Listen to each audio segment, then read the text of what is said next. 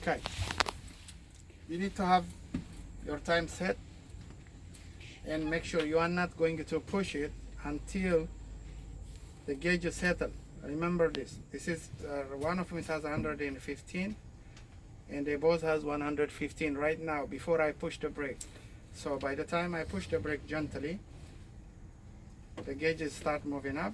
Now they both have 110. Okay? Now you can have 1 minute or 60 seconds. You cannot push the time before the gauge is settled. Understand? You see where it is? You push the brake. Let's see the gauge settle. The gauge is going to move because I pushed the brake and the air is skipped. So once if it is settled, now I see it is 110. So I wait for 60 seconds and check how many PSI I'm losing from the air gauge. Okay? For those of you guys on taking class A, it's going to be 4 PSI, not more than 4 PSI. For those of you guys taking on the class B, not more than 3 PSI. Remember this. Okay? This is how the steps is. This is accurate and proper air gauge 1 minute brake test monitoring or checking. Okay? I wait 60 seconds. 1 minute is passed. 2, 3. That's it. That's all I want. It was 110, still 110. That means there is no leak. Okay? The second test is going to be a warning test.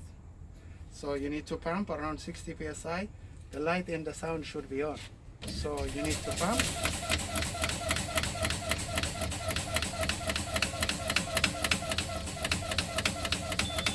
There you go.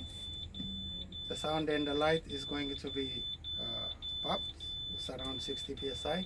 The reason why is that means you have more leaks while you are driving. So the vehicle is going to give you a warning. That means in this case you need to pull over and make sure you need to repair your leaks before you start continue driving. Okay, this is the second test. The third test is we are expecting the parking brake to be pops around 20 psi. So we are going to pump more.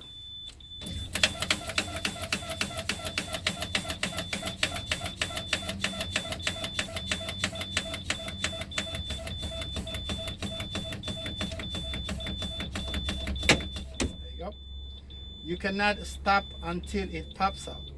Okay, it might be delayed. It depends on the vehicle. So because it is now pops around 20 psi, it doesn't mean the vehicle is defective. You have to just keep pumping until it is pops out. The reason why it is pops out is because you don't have no air. Remember earlier the vehicle gave it to you the warning. When you hear the warning, you should pull over. If you just keep driving, that's what happened. On the middle of the street, your brake is going to be pops out. So you cannot go anywhere. Right now, if I want to drive, I cannot drive. The reason why is because the brake is engaged. All right? Is everybody good? Yeah, but I have a question. Sit up.